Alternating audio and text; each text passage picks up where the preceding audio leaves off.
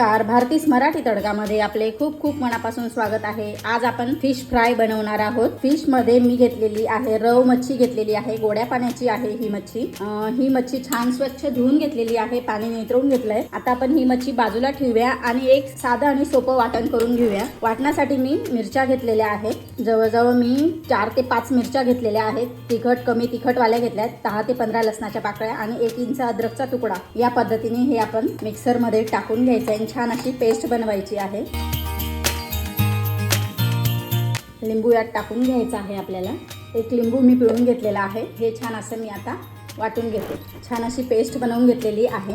थोडंसं पाणी लागलं मला, मी थोडंसं पाणी टाकून छान अशी पेस्ट बनवून घेतलेली आहे। आता ही मी पूर्ण पेस्ट मच्छीला लावून घेते। आपल्याला चवीनुसार मीठ लावून घ्यायचं आहे। छान असं हे पूर्ण मच्छीला लावून घेऊया आपण। बघा छान लावून घेतलेलं आहे। आता हे आपण बाजूला ठेवून घेऊया। आपल्याला मच्छी फ्राय करण्यासाठी काय साहित्य लागणार आहे ते बघून घेऊया। हे बाजूला ठेवलं आहे। 4 ते 5 चमचे मी बेसन पीठ घेतलेलं आहे आणि 2 चमचे मी तांदळाचं पीठ घेतलंय।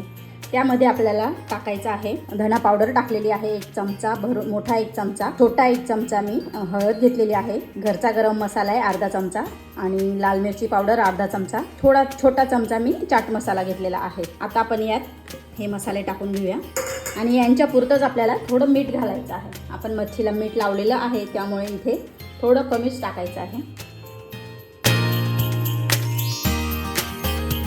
आता आपल्याला एक एक करून मच्छी छान अशी यात पिठामध्ये छान अशी बुडवून पूर्ण कोटिंग करून घ्यायचं आहे आपल्याला।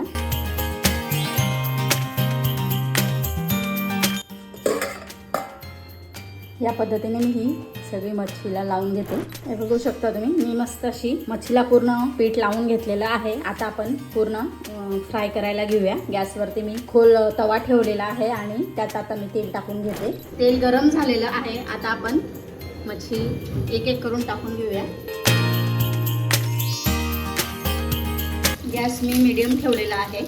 मीडियम गॅसवरतीच आपल्याला छान अशी कुरकुरीत अशी फ्राय करून घ्यायची आहे मच्छी। बघून घेऊया आपण मच्छी मस्त झालेली आहे एका साईडने। आता आपण पलटी करून घेऊया। आता दुसऱ्या साईडने पण आपण या पद्धतीने छान अशी फ्राय करून घेऊया। मच्छी आपली पूर्ण फ्राय झालेली आहे, बघू शकता तुम्ही। आता आपण ही काढून घेऊया। छान अशी कुरकुरीत आणि टेस्टी मच्छी आपली तयार झालेली आहे।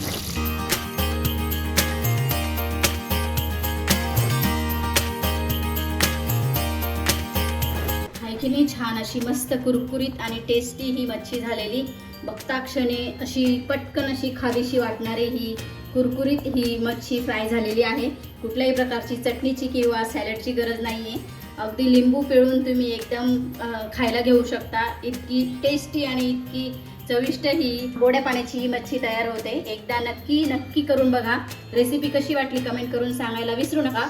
रेसिपी आवडली असेल तर लाईक करा, शेअर करा आणि सबस्क्राईब करायला विसरू नका। धन्यवाद।